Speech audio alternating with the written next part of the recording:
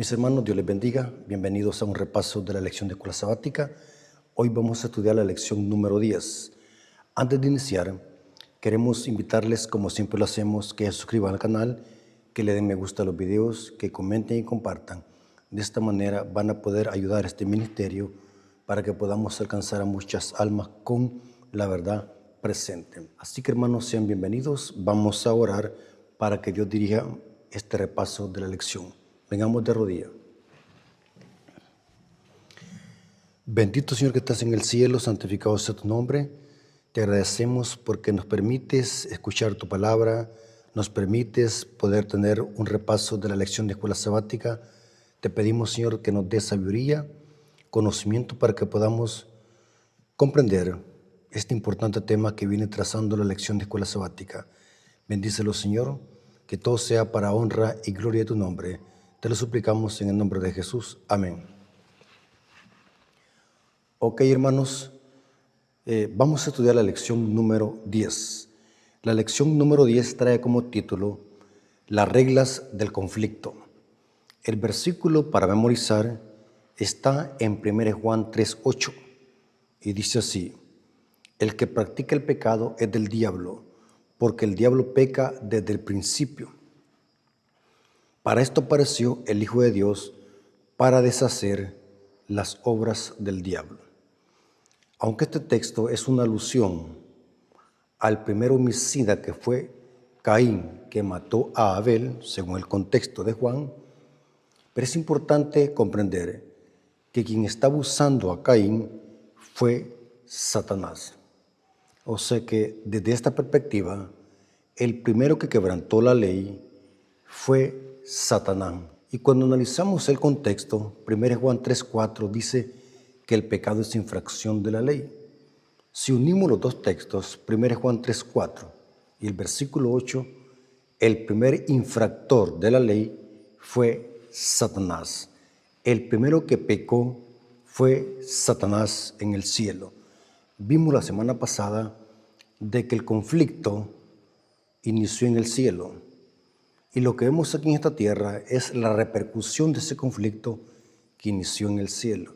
O sea que este planeta Tierra es el campo de batalla. Y en esta semana vamos a ver cómo detrás de personas malévolas, detrás de reyes políticos y religiosos, hay un conflicto, hay un ser siniestro que los dirige y los domina. O sea que detrás de una guerra visible que se puede ver, hay un conflicto invisible que no lo podemos ver, pero que la Biblia lo presenta en todos sus detalles. Cuando analizamos el conflicto final, es importante comprender que detrás de cada falso Dios que presenta la Biblia y de los que existen en el mundo, no solamente de los que habla la Biblia, sino también de los que existen en el mundo. Hay muchos dioses y señores, dice Pablo. Pero en la Biblia tenemos unos dioses paganos como por ejemplo Baal, Moloc, Astarot, Diana de los Efesios, Acera. Eran dioses paganos. Y detrás de esos dioses paganos hay demonios. De que detrás de la idolatría hay demonio. Esto lo corrobora Apocalipsis 9:20. Por eso, hermanos, cuando escuchemos decir de que una imagen de la Iglesia Católica lloró sangre o que un pedazo de hostia le salió sangre, es el poder de los demonios. Detrás de todo eso está Satanás. Apocalipsis 9:20, noten cómo dice. Apocalipsis 9:20 nos dice que detrás de las imágenes, detrás de la idolatría, hay demonio. Y dice así: y los otros hombres que no fueron muertos con estas plagas, ni aun se arrepintieron de la obra de sus manos, ni dejaron de adorar a los demonios, imágenes de plata, de bronce, de piedra y de madera, las cuales no pueden ver, ni oír, ni andar. Noten claramente, detrás de cada ídolo, detrás de la idolatría, hay demonio. Hay gente que ha jurado que ha visto imágenes que se han aparecido en árboles, en servilletas, en paredes. Las personas que no conocen la Biblia creen de que eso es obra del Espíritu Santo, pero según la Biblia es obra de los demonios. Detrás de cada ídolo está un demonio. Y esto lo viene plasmando la lección de escuela sabática. Dice, esto significa entonces que todos los textos de las Escrituras que se refieren a la idolatría y a los dioses extranjeros son textos acerca del conflicto cósmico. En Reyes, noten, esta historia es muy interesante. En 1 Reyes 18, 19 al 40, vemos un caso de idolatría, donde los falsos profetas de Baal estaban clamándole a Baal para que Baal hiciese descender fuego del cielo. El diablo quería falsificar la obra de Dios a través de los falsos profetas de Baal, pero Dios no se lo permitió.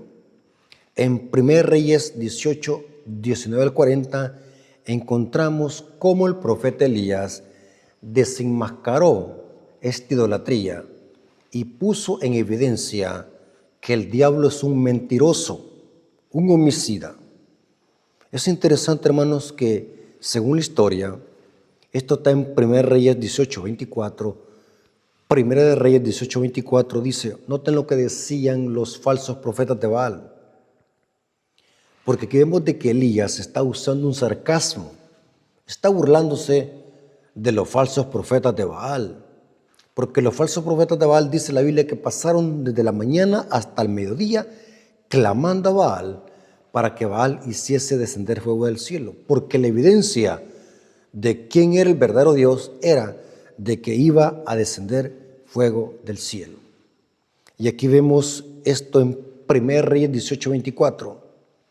Invocad luego vosotros el nombre de vuestros dioses, y yo invocaré el nombre de Jehová. Y noten lo que dice Elías, y el Dios que respondiera por medio de fuego, ese sea Dios. Y todo el pueblo respondió diciendo, bien dicho, o sea, aceptamos. Y dice la Biblia que empezaron primero los falsos profetas de Baal y no caía nada de fuego. Es donde Elías se burló de los falsos profetas de Baal, porque llegó un punto donde los falsos profetas de Baal cayeron en un trance endemoniado, que se empezaron a hacer heridas. Es como una esquizofrenia que les agarró. Esto lo dice 1 Reyes 18, versículos 27 al 29. Y aconteció que al mediodía, que Elías se burlaba de ellos, diciendo, gritad en alta voz, porque Dios es. Aquí Elías se está burlando de Baal. Quizás esté meditando, o tiene algún trabajo, o va de camino. Esto es un sarcasmo. Tal vez duerme y hay que despertarlo. En otras palabras, Elías está diciendo, su Dios no los escucha porque quizás anda de viaje, está durmiendo, así que sigan gritando. Esto es un sarcasmo. Y ellos clamaban a grandes voces y se sajaban con cuchillos y con lancetas, conforme a su costumbre, hasta chorrear sangre sobre ellos. Pasó el mediodía y ellos siguieron gritando frenéticamente hasta la hora de ofrecerse el sacrificio, pero no hubo ninguna voz. Al no caer fuego, aquí quedó evidenciado que Baal era un falso dios. Dice el Espíritu de Profecía que los falsos profetas de Baal, al ver que no caía fuego del cielo, querían hacer trampa, querían encender fuego ellos, querían hacer como un engaño para que la gente dijera, Baal hizo descender fuego del cielo. Pero dice que Elías estaba pendiente para que los falsos profetas de Baal no fuesen a hacer ninguna artimaña, no fuesen a hacer ninguna trampa, porque no cayó ni tan siquiera una chispa de fuego. Baal quedó en evidencia que era un dios falso. Claramente, hermanos, Detrás de Baal estaba el demonio. Baal era una representación demoníaca en las naciones paganas. Se le conocía como el amo o el señor de las moscas y los escarabajos. Pero en este caso, Dios no se lo permitió al diablo que cayese fuego del cielo para que la gente dijera, Baal es Dios. El diablo quería hacer tan siquiera una chispa de fuego para que la gente creyese, pero Dios no le permitió a los demonios que hiciesen su obra maléfica en este momento. Esto lo corrobora Profetas y Reyes, página 110, párrafo 2, dice: gustosamente habría acudido Satanás en auxilio de aquellos a quienes había engañado y que se congregaban a su servicio. Gustosamente habría mandado un relámpago para encender su sacrificio. Pero Jehová había puesto límites a las restricciones de su poder, y ni aun todas las artimañas del enemigo podían hacer llegar una chispa al altar de Baal. Noten, pero cuando Elías oró a Dios en el sacrificio de la tarde, cuando le tocó a Elías, cuando Elías oró a Dios, dice que cayó un potente fuego del cielo que consumió el buey y las 12 cantaras de agua que habían echado alrededor. Hasta la zanja, dice, el agua que estaba en la zanja, el fuego la devoró. Y dice que todo el pueblo dijo, Jehová es Dios. Noten qué interesante, hermano. Quise presentar en una forma más amplia lo que dice el día sábado en la introducción, para que veamos que detrás de esta historia frenética hay un conflicto cósmico, hay un conflicto espiritual. Pasemos al día domingo. Después de comprender esto, que detrás de cada ídolo, detrás de cada historia, detrás de la idolatría, en todos sus aspectos, están los demonios. Hay un conflicto cósmico. Siempre es así, hermanos. Lo que pasa es que muchas veces somos superficiales cuando leemos la Biblia. Y leemos la Biblia simplemente como una historia. No vemos de que detrás de cada historia hay un conflicto. Hay un conflicto cósmico detrás del telón. Pasemos al día domingo. El día domingo dice el título, Un ángel demorado. Y vamos a ver de qué este título tiene que ver que detrás de reyes políticos y religiosos también hay demonio. No solamente detrás de la idolatría, no solamente detrás de las estatuas de la Virgen María y de los supuestos santos de la Iglesia Católica, sino que también detrás de reyes políticos. La Biblia presenta que detrás de reyes políticos, magnates de la tierra, presidentes y gobernantes, también hay demonios que Satanás los usa para cumplir sus propósitos. En efecto, en las profecías de Daniel y Apocalipsis, tanto a los reyes políticos y religiosos se les llama también el dragón. O sea que el dragón en las profecías bíblicas tiene doble significado. Puede aplicarse a Satanás y puede aplicarse a los reyes políticos y religiosos que el diablo usa para cumplir sus propósitos. Y dice la lección, como hemos visto, los falsos dioses de las naciones en realidad son demonios disfrazados. Además, las escrituras revelan que los gobernantes celestiales demoníacos a veces están detrás de gobernantes terrenales. Noten, detrás de los reyes políticos y religiosos también hay demonios. O sea, esto no es nuevo. Detrás de todos esos reyes políticos que hacen fechoría, que hacen maldades, que dan leyes injustas, que prohíben la predicación del Evangelio, que son opositores a la verdad, son demonios los que los dirigen. Detrás de la élite, detrás de los masones, detrás de los Illuminati, detrás de los jesuitas, están demonios. Es importante, hermanos, que comprendamos eso. Esto lo corrobora el libro de Daniel. En el libro de Daniel encontramos una historia que nos ayude a comprender lo que estamos hablando. Que detrás de reyes, presidentes y gobernantes hay demonio. O sea que el diablo no solamente usa la idolatría para engañar a la gente, sino que también usa a los gobernantes, reyes y príncipes. También son agentes de Satanás, ya sea que sean políticos o religiosos, son agentes de Satanás. En el libro de Daniel encontramos una historia donde Gabriel tuvo una lucha contra el príncipe de Persia, en este caso era Ciro. La historia bíblica dice que Gabriel le pidió a Miguel que viniese en su ayuda para poder luchar contra el príncipe de Persia, y esa lucha duró 21 días, casi 3 semanas. Esto está en Daniel capítulo 10, versículo 13. Noten, mas el príncipe del reino de Persia se me opuso durante 21 días, pero he aquí Miguel es el nombre de batalla de Cristo, uno de los principales príncipes o el principal de los príncipes en el hebreo, vino para ayudarme y quedé allí con los reyes de Persia. Aquí vemos una historia visible, pero vemos una batalla invisible. Vemos un conflicto visible, pero también vemos un conflicto invisible.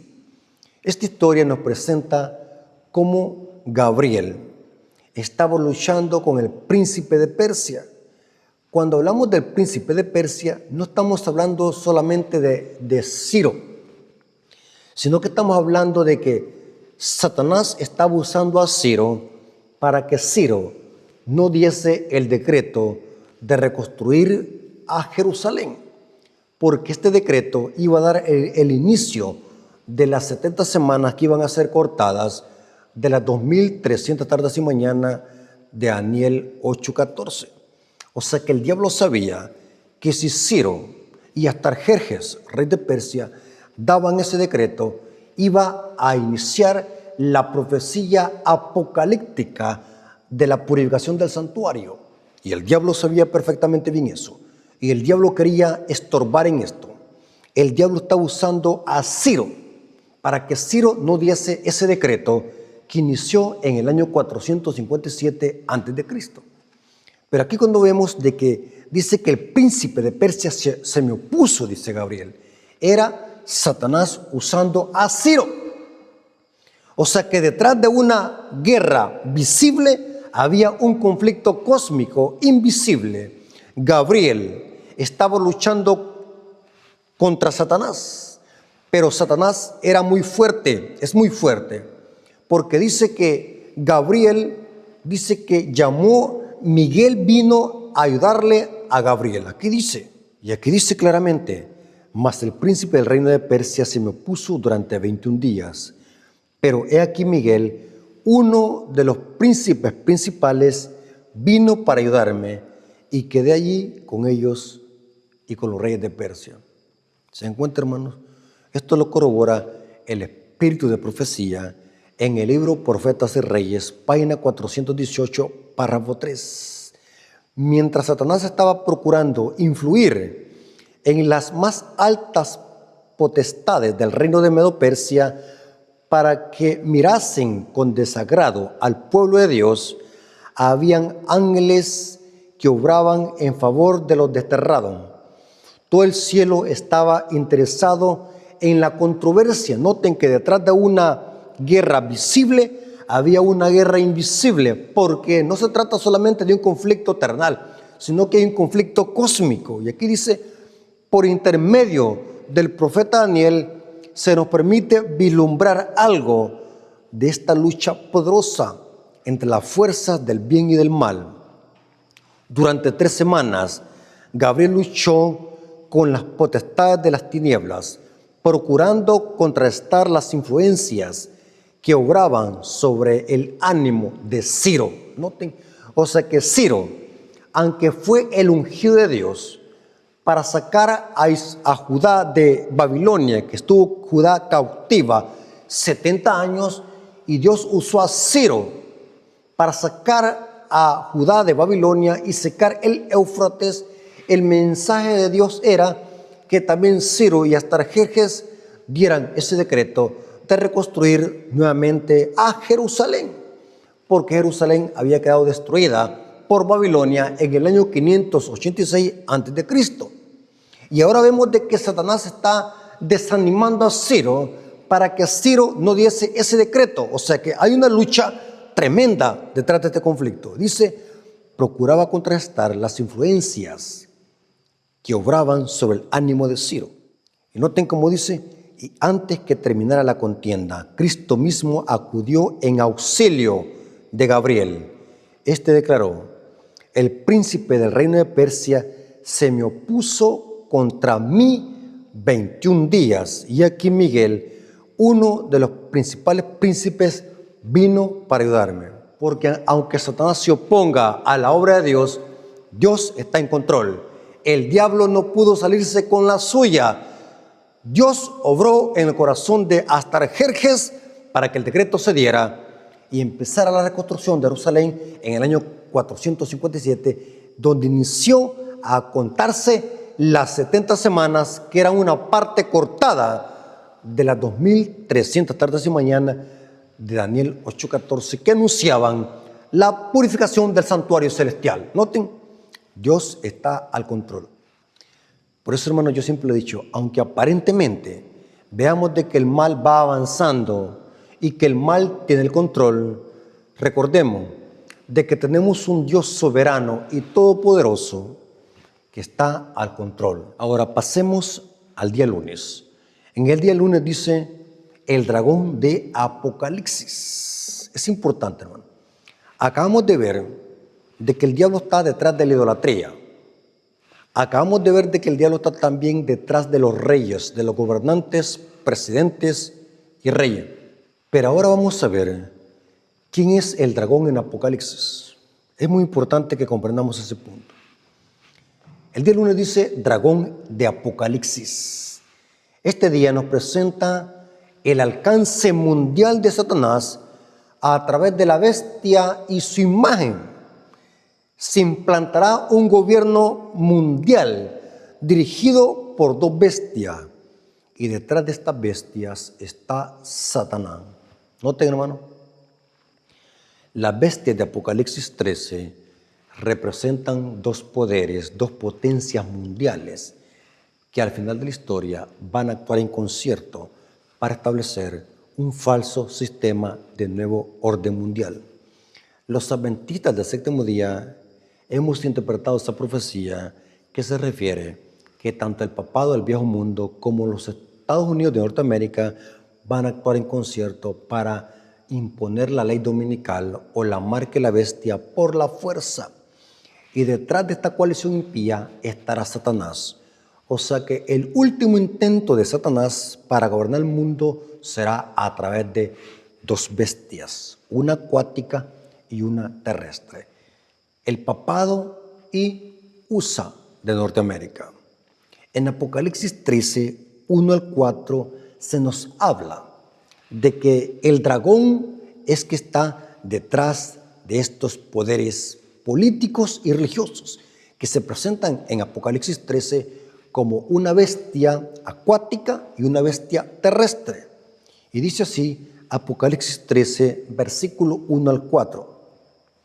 Me paré sobre la arena del mar y vi subir del mar una bestia que tenía 7 cabezas y 10 cuernos, y en sus cuernos 10 diademas, y sobre sus cabezas un nombre blasfemo. No hay mejor símbolo para representar al papado, un sistema político y religioso y perseguidor. Y la bestia que vi era semejante a un leopardo, y sus pies como de oso, y su boca como boca de león. Y el dragón, noten, aquí está Satanás, y el dragón le dio su poder y su trono y gran autoridad, y vi una de sus cabezas como herida de muerte, pero su herida mortal fue sanada. Y se maravilló toda la tierra en pos de la bestia, y adoraron al dragón. Noten que detrás de todo esto está el dragón.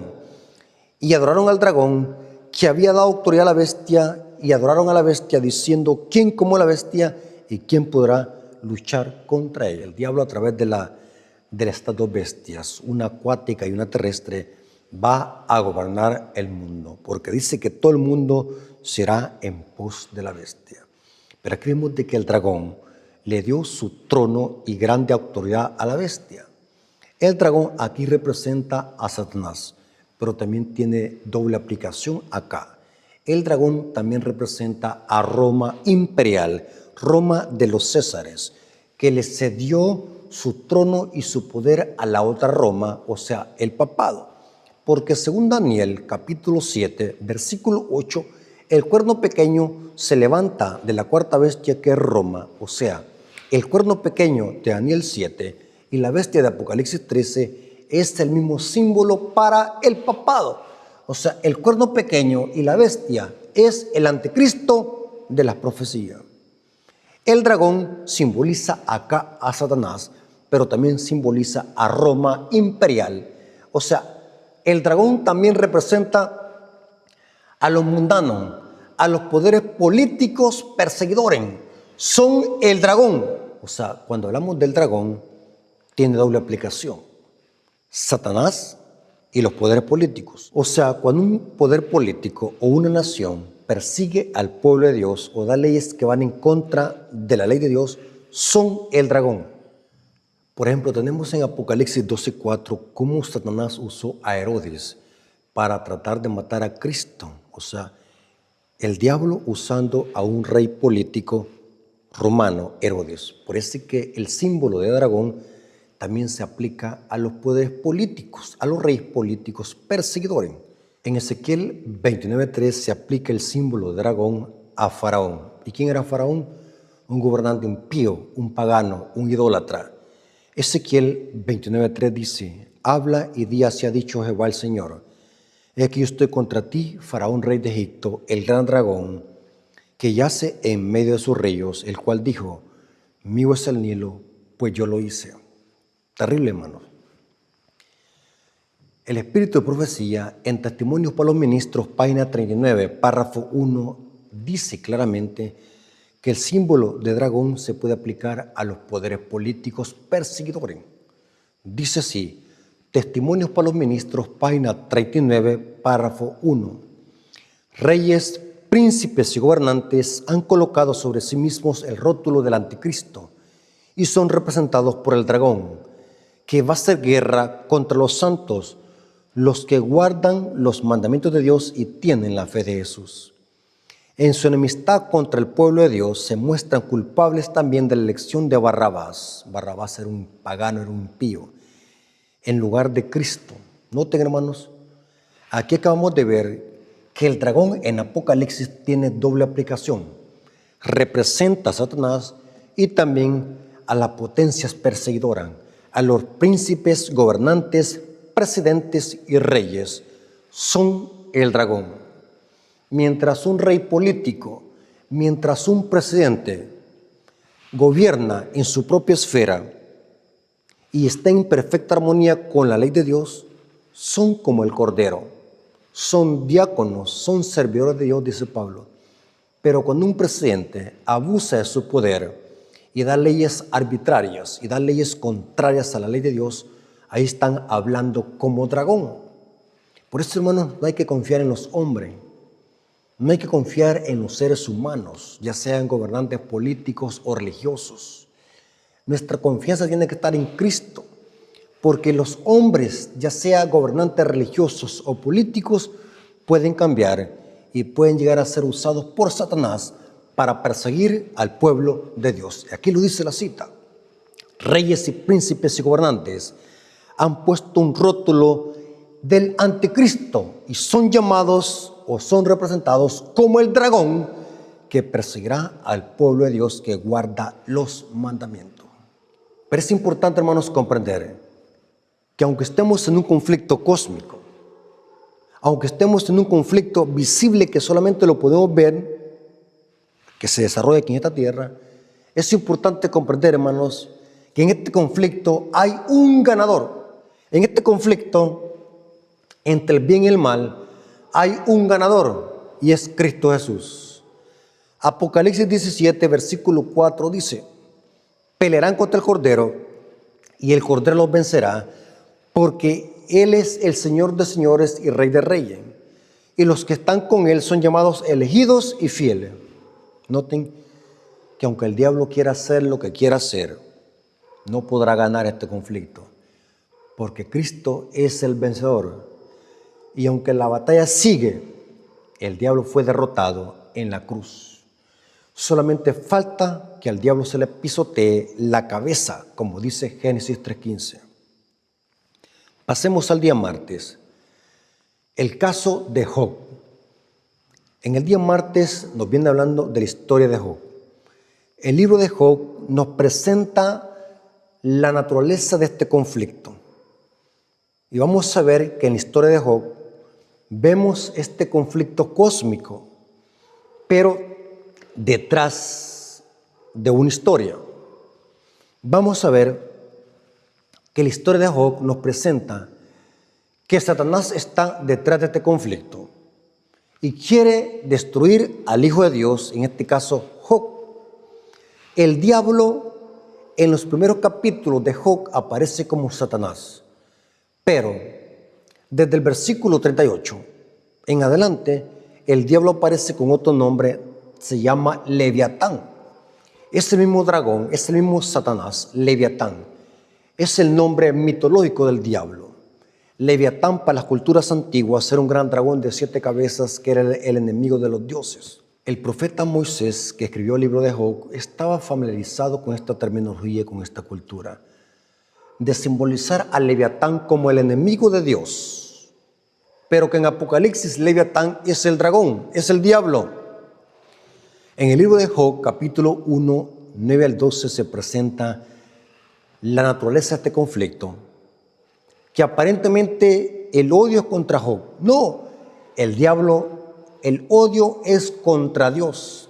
El diablo lo que quiere es desfigurar el carácter de Dios. El diablo lo que quiere hacer es acusar a Dios de ser un arbitrario, de que Job le sirve a Dios por intereses personales, porque el diablo lo que está insinuando que Job le sirve a Dios porque Job tiene dinero, tiene vacas, tiene una buena familia, tiene una buena salud. Y el diablo, en otras palabras, está acusando a Dios de ser un Dios arbitrario, que solamente Dios bendice a aquellos que le sirven. Cuando analizamos la historia de Job, es el carácter de Dios que está en juego. En el libro de Job, capítulo 1, versículo 9 al 12, encontramos de cómo Satanás está acusando el carácter de Dios usando a Job.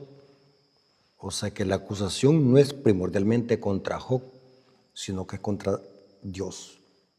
Muy importante eso. Noten cómo dice Job capítulo 1, versículo 9 al 12. Respondiendo Satanás a Jehová, dijo: ¿acaso teme Job a Dios de balde? ¿No ha cercado alrededor de él y de su casa y todo lo que tiene? Al trabajo de sus manos ha dado bendición, por tanto, sus bienes han aumentado sobre la tierra. Y dice Satanás: pero extiende ahora su mano y toca todo lo que tiene, y verás si no blasfema contra ti en tu misma presencia. Dijo Jehová a Satanás: he aquí, todo lo que tiene está en tu mano. Noten que Dios le permite al diablo que pueda probar a Job. Solamente no pongas tu mano sobre él. Y salió Satanás delante de Jehová. Noten, pero ¿quién estaba haciéndole daño a Job? No era Dios, simplemente Dios le permitió al diablo que el diablo probara a Job. Pero quien estaba detrás de esta historia era Satanás. Satanás está detrás de este conflicto. Job por el momento no sabe lo que está pasando. Job no sabe porque Job llega a saber después que quien le estaba haciendo ese daño era Leviatán, o sea, Satanás. Y en los capítulos 40 y 41 del libro de Job, ya Dios empieza a describir quién es Leviatán, dándole a entender a Job que quien estaba haciéndole daño era Leviatán, que en las profecías es el dragón. Noten, hermanos, el libro de Job es claro para que nosotros podamos entender este conflicto, que es el carácter de Dios que está en juego. En muchas partes de la Biblia, al Leviatán se le conoce como el dragón o la serpiente antigua. Isaías 27:1 se nos presenta que el Leviatán es una serpiente, un dragón que vive en el agua. Y dice aquí, en aquel día Jehová castigará con su espada dura, grande y fuerte, al Leviatán serpiente veloz, y al Leviatán serpiente tortuosa, y matará al dragón que está en el mar. No cabe duda ni es coincidencia que una bestia de Apocalipsis 13 sube del mar, y quien está detrás de esta bestia es el dragón, que es lo mismo que el Leviatán en el libro de Job. O sea que la historia de Job es una tipología del remanente del tiempo del fin. Así como Job fue probado y perseguido hasta lo sumo por Leviatán, o sea, Satanás, así también el diablo va a usar a una bestia acuática y una terrestre para perseguir al remanente. En efecto, en el libro de Job encontramos dos bestias: Leviatán, que vive en el agua, y Behemoth, que es un bisonte que come paja como el buey. Eso lo encontramos en el libro de Job. O sea que el libro de Job es una tipología para conectarlo con Apocalipsis 13. En el libro de Job hay dos bestias que le hacen la guerra imposible a Job. Y en el Apocalipsis 13 hay dos bestias que le harán la vida imposible y perseguirán al remanente que tiene la paciencia de los santos. Igual como Job, dice el libro de Santiago, que Job tenía la paciencia, el Jupoponec, de los santos. O sea que la historia de Job es una tipología que nos refleja o revela este conflicto cósmico que terminará con el libro de Apocalipsis. Ese Leviatán que le estaba haciendo la guerra a Job. Y Job, en su ignorancia, como no sabía lo que estaba pasando, creía que Dios estaba haciendo eso. Pero ahora después llega a entender de que simplemente Dios se lo había permitido a Leviatán para que Leviatán probara a Job. Y Job se mantuvo fiel, porque Leviatán es un símbolo de Satanás, que en Apocalipsis se le llama el dragón.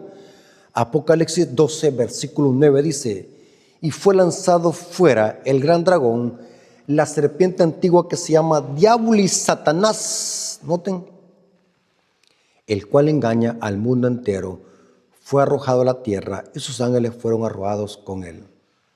Dice el comentario del día martes lo siguiente, hablando de la historia de Job: Satanás trae numerosas calamidades sobre la casa de Job, pero este continúa en cada caso bendiciendo el nombre de Dios, demostrando así la falsedad de las acusaciones de Satanás hechas en cuanto al carácter de Dios. Dios vence el mal de una forma legal. Dios, a través del desarrollo de este conflicto y a través de un juicio que se hace en el santuario celestial, Dios pone en manifiesto las artimañas de Satanás ante todo el universo. Ahora pasemos al día miércoles. El día miércoles trae como título Un gobernante temporal de este mundo. Habla de cómo Satanás fue un gobernante temporal sobre este mundo. ¿Por qué temporal? Porque desde la caída de nuestros primeros padres hasta la cruz, el diablo era gobernante de este mundo. El diablo les usurpó este mundo a Adán y Eva cuando los hizo pecar. Y en la cruz, de una forma legal, Cristo se lo arrebató al diablo. Por eso, hermanos, el diablo, desde la creación hasta la cruz, el diablo era el gobernante de este mundo.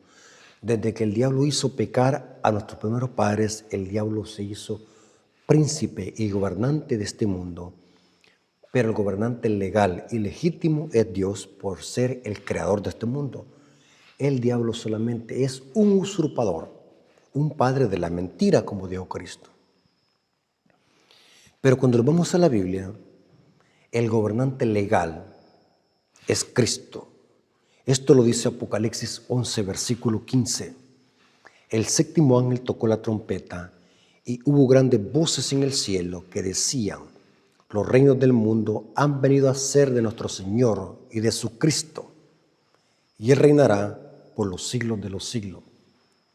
Noten que el gobernante El dueño de este mundo es Dios y su Cristo. Noten, mientras que Satanás, por un momento temporal, fue un gobernante. Por eso es que el título dice gobernante temporal de este mundo.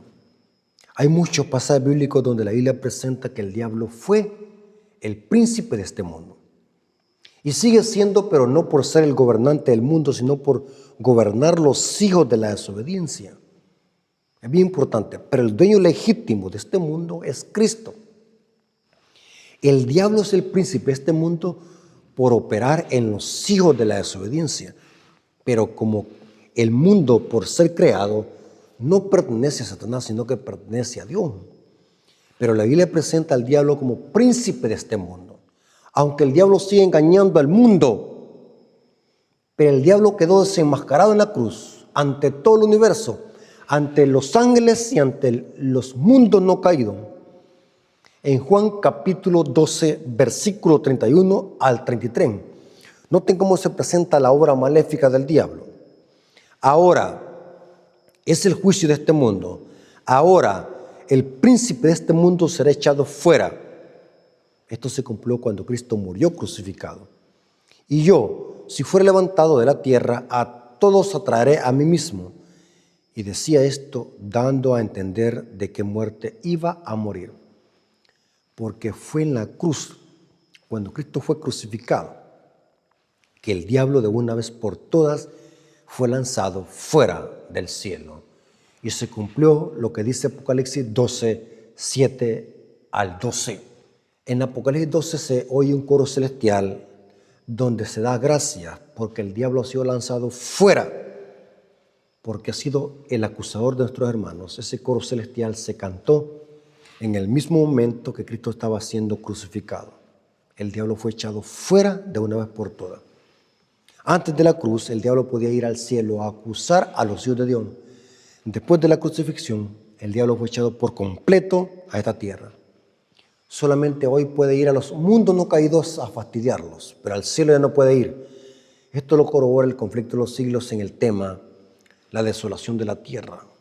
Solamente será en ese momento donde el diablo ya no podrá ir a los otros mundos a tentarlos. Pero mientras tanto, el diablo sí puede ir a los otros mundos a tentarlos y a fastidiarlos. Pero al cielo ya no puede ir. El diablo fue lanzado fuera de una vez por todas. Y aquí dice que el diablo es el príncipe de este mundo. Esto lo corrobora Pablo en 2 Corintios 4:4.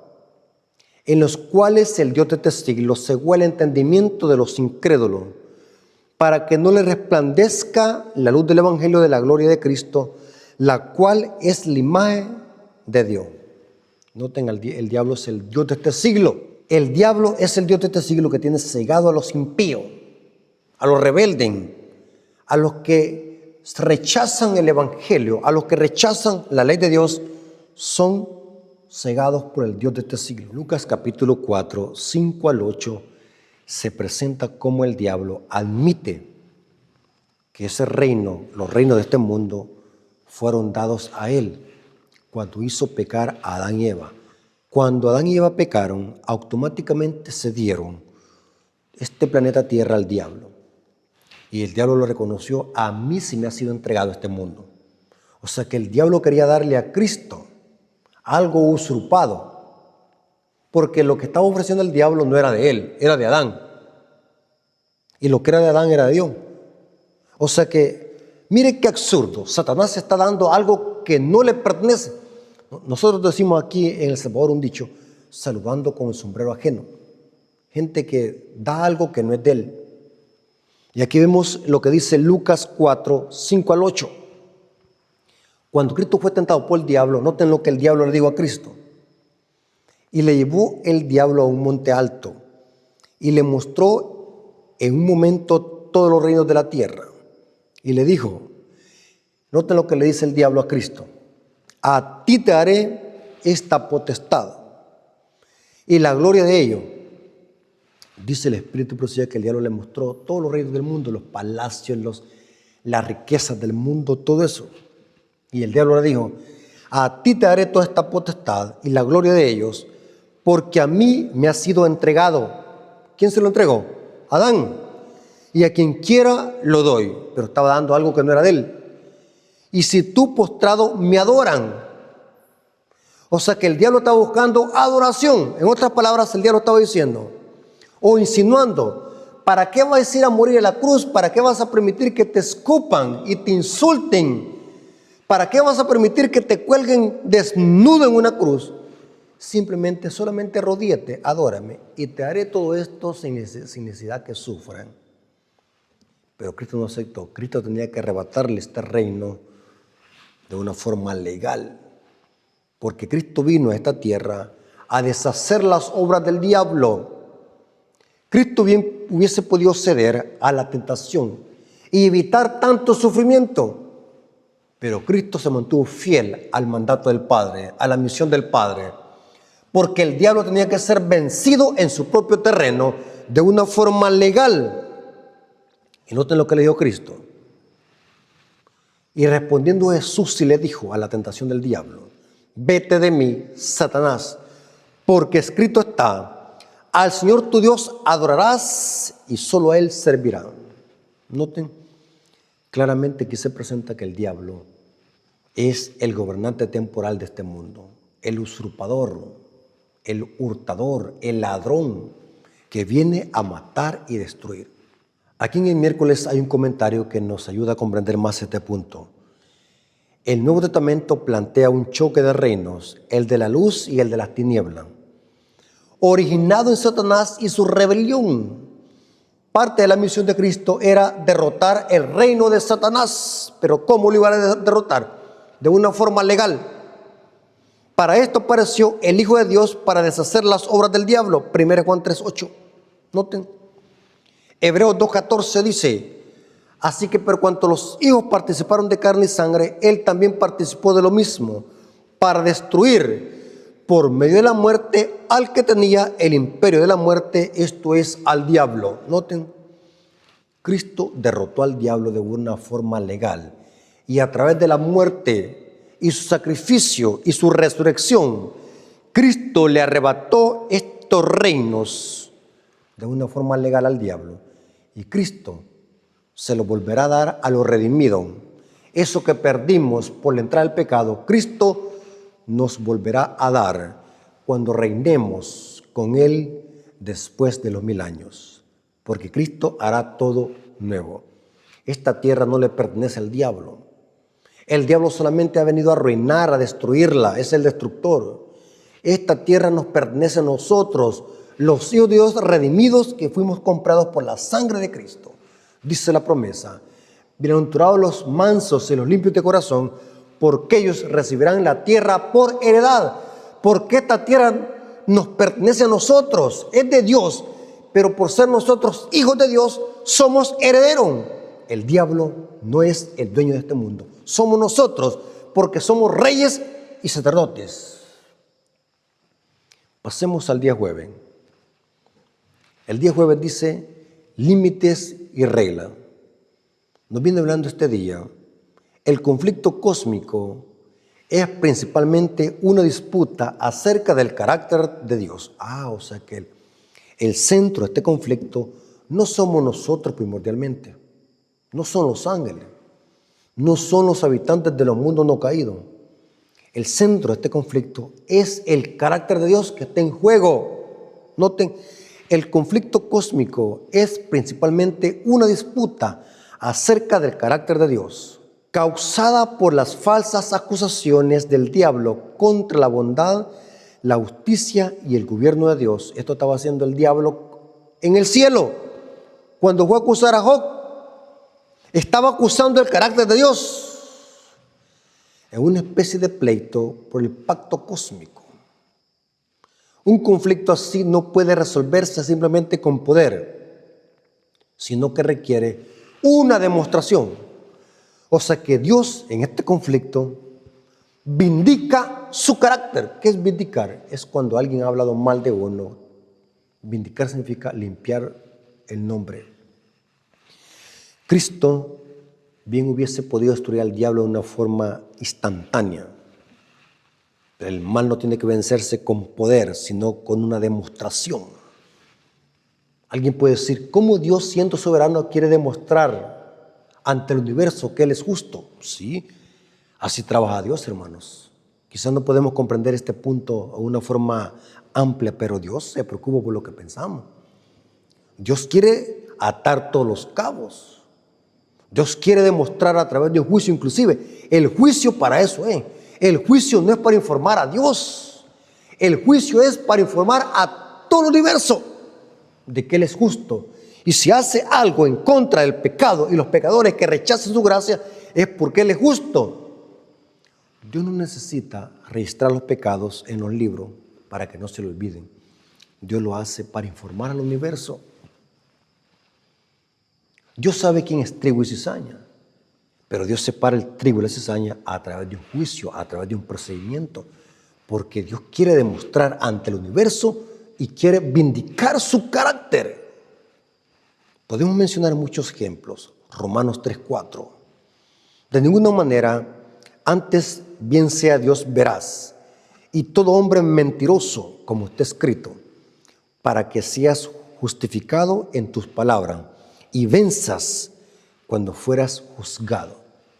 Aquí se refiere a cómo Dios vindica su carácter en este conflicto cósmico.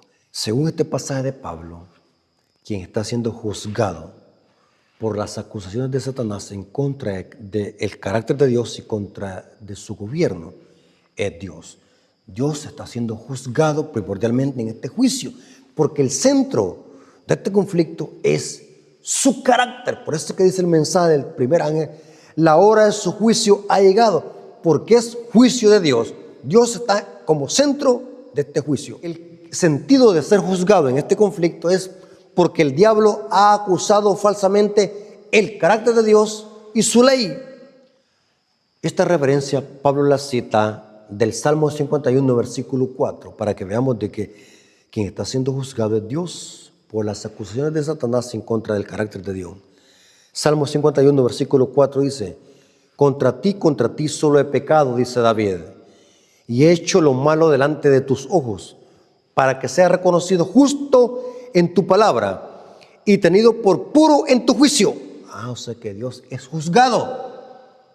El carácter de Dios está en disputa y Dios, a través de un procedimiento, vindica su carácter, limpia su nombre, porque Dios está siendo juzgado en este conflicto entre el bien y el mal. El comentario bíblico adventista, comentando sobre qué significa y venza cuando fuera juzgado, dice así: Pablo quizás se refiere aquí al motivo central del gran conflicto entre el bien y el mal. El carácter de Dios y su justicia han sido juzgados, por así decirlo, ante los hombres y ante todo el universo.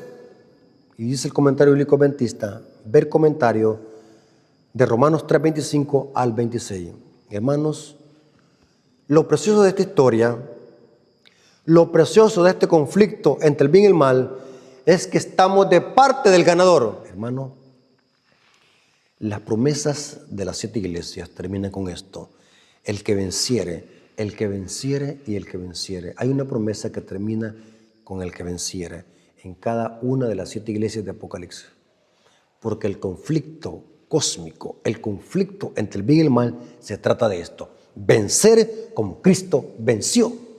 O sea, el evangelio implica vencer como Cristo venció, porque a través de eso también vamos a vindicar el carácter de Dios ante todo el universo.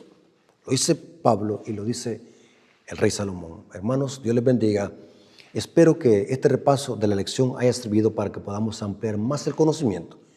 Y no se olviden siempre de orar por este siervo y de este canal para que siempre estemos subiendo un material sólido de doctrina, profecía y la lección de escuela sabática.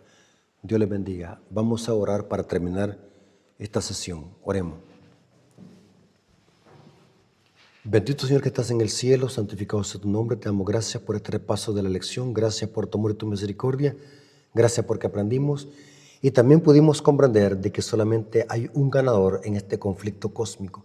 Y eres tú, el Rey de Reyes y Señor de Señores. Gracias, Padre, Por tu amor y tu misericordia, te lo agradecemos en el nombre de Jesús. Amén. Dios me los bendiga, hermanos.